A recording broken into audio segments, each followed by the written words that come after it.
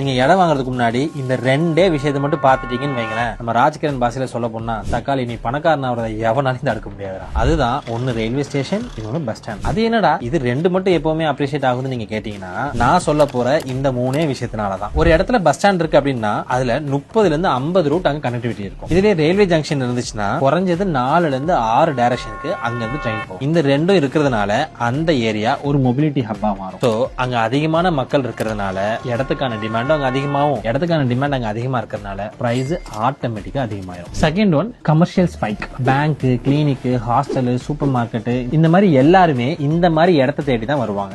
இங்க commercial demand அதிகமாயிருச்சுன்னா லேண்டோட வேல்யூ அதிகமாயிரும். Third one rental gold mine. இந்த மாதிரி railway station, metro station, bus stand இருக்கிற ஏரியாவில் நீங்க ஒரு டூலெட்னு போர்டை தூக்கி வெளியே மாட்டிட்டு வீட்டுக்குள்ள போறதுக்குள்ளேயும் உங்களுக்கு கால் வந்துடும். இதனால இங்க ரெண்டல் ஆக்குபன்சி எப்பவுமே ஃபுல்லா தான் இருக்கும். ஆக மொத்தம் ஒரு இடத்துல பஸ் ஸ்டாண்ட் மட்டும் இருந்தா ஓகே, ரயில்வே ஸ்டேஷன் மட்டும் இருந்தாலும் ஓகே. இந்த மாதிரி ரெண்டு இருந்துச்சுன்னா அந்த இடம் அடிப்பொலி. இந்த இடத்த மிஸ் பண்ணிடாதீங்க.